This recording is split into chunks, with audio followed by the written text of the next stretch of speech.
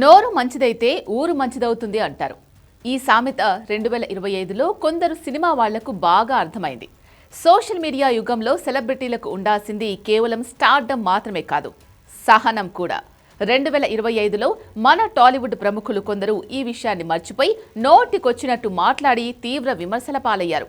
Mic చేతిలో ఉంది కదా అని ఇష్టం వచ్చినట్టు మాట్లాడితే నెటిజన్లు ఊరుకునే రోజులు పోయాయి.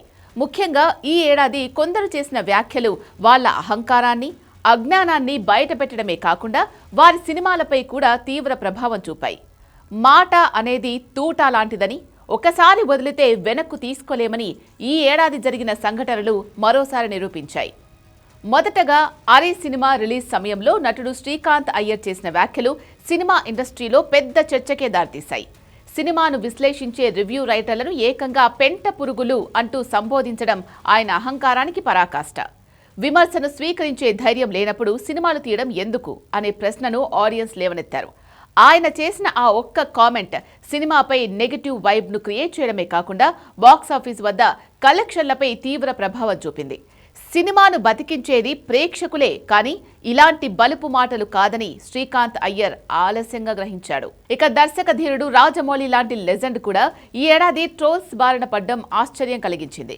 వారణాసి టీజర్ లాంచ్ ఈవెంట్లో ఆయన హనుమంతుడి గురించి మాట్లాడుతూ టీజర్ లేట్ అవ్వడం అనే నెపం దేవుడి మీద నెట్టేసి ఆయన ఏం చేశాడు అంటూ చేసిన వ్యాఖ్యలు హిందువుల మనోభావాలు దెబ్బతీశాయి. మన ఇతిహాసాలను, పురాణాలను ప్రపంచానికి పరిచయం చేసిన దర్శకుడే హనుమంతుడి గొప్పతనాన్ని ప్రశ్నించేలా మాట్లాడడం ఎవరికీ మింగుడు పడలేదు. దీంతో నెటిజన్లు జక్కన్నపై మీమ్స్, ట్రోల్స్తో విరుచుకుపడ్డారు. ఎంత ఎదిగినా ఒదిగి ఉండాలనే సూత్రం ఇక్కడ మిస్ అయిందనే వాదన బలంగా వినిపించింది. నాకు దేవుడి మీద పెద్ద నమ్మకం లేదండి. నాన్నగారు వచ్చి ఇందాక హనుమ వెనకాల ఉంటాడు, గుండె తట్టి నడిపిస్తాడు అని చెప్పారు. ఇలా అయిన వెంటనే కోపం వచ్చింది, ఇదేనా నడిపించేది అని. మరోవైపు director Maruthi the Raja Saab promotions లో చేసిన ఓవర్ యాక్షన్ అంతా ఇంత కాదు. నేను కాలర్ ఎగరేసే టైప్ కాదు అంటూ ఆయన చేసిన వ్యాఖ్య పరోక్షంగా ఎన్టీఆర్ ఫ్యాన్స్ ను టార్గెట్ చేసినట్లు ఉండడంతో సోషల్ మీడియాలో రచ్చ మొదలైంది. ఎందుకంటే ప్రతి సినిమా సమయంలో ఎన్టీఆర్ కాలర్ ఎగరేస్తూ ఉంటాడు. దాంతో మారుతి కామెంట్స్ అక్కడ కనెక్ట్ అయ్యాయి.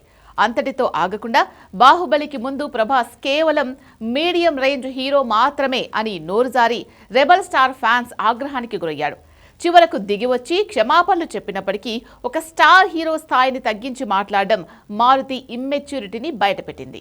ఒక మీడియం రేంజ్ హీరోని ఒక పాన్ ఇండియాకి పరిచయం చేసి ప్రపంచానికి ఈరోజు ఒక పెద్ద కటౌట్ని నిలబెట్టారు ఆయన. ఇక సమాజంలో మహిళల పట్ల గౌరవం ఉండాలని చెప్పే సెలబ్రిటీలే వారి వస్త్రధారణపై అభ్యంతరకర వ్యాఖ్యలు చేయడం సిగ్గుచేటు. బిగ్ బాస్ ఫేమ్ శివాజీ ఆడవాళ్ల బట్టల గురించి చేసిన కామెంట్స్ ఈ ఏడాది అతిపెద్ద కాంట్రవర్సీకి దారితీసింది. ఒక పబ్లిక్ ఫిగర్ అయ్యుండి మహిళల స్వేచ్ఛను, వారి చాయిస్ను కించపరిచేలా మాట్లాడడంపై మహిళా సంఘాలు, నెటిజన్లు దుమ్మెత్తిపోశారు. ఆయన చెప్పిన మాటలు మంచివైనా కూడా వాడిన పదాలు మాత్రం అలా లేవు. అందుకే శివాజీకి కొంతమంది సపోర్ట్ చేస్తున్నా కూడా ఆయన వాడిన మాటలు మాత్రం కరెక్ట్ కాదు అంటున్నారు. ఆ వ్యాఖ్యలు సృష్టించిన దుమారం ఇంకా చల్లారలేదు సరికదా, ఆయన వ్యక్తిత్వాన్నే ప్రశ్నార్థకం చేశాయి. కొన్నిసార్లు మనం మంచి చెప్పాలని చూసినా కూడా మిస్ఫైర్ ఎలా అవుతుందో శివాజీ కామెంట్స్ చూస్తే అర్థమవుతుంది. చెప్పే మంచి కూడా అందరికీ అర్థమయ్యేటట్టు చెప్పాలి, కానీ ఇష్టం వచ్చినట్టు కాదు అనేది శివాజీ ఇన్సిడెంట్ బాగా గుర్తు చేసింది. మీ అందం చీరలోనో, మీ అందం నిండుగా కప్పుకునే బట్టల్లోనే ఉంటుంది తప్పితే సామాను కనపడే దాంట్లో ఏముండదమ్మా.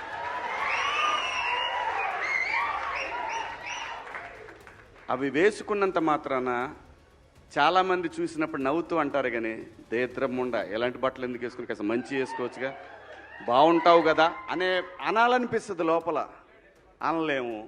చివరగా 2025 మన సెలబ్రిటీలకు నేర్పిన పాఠం ఒక్కటే: నోరు అదుపులో ఉంచుకోండి.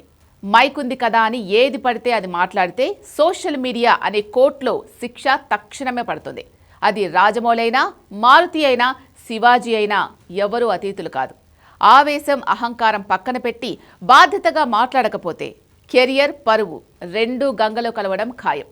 ఈ ఏడాది జరిగిన ట్రోల్స్ భవిష్యత్తులో మిగతా వారికైనా కనువిప్పు కలిగించాలి.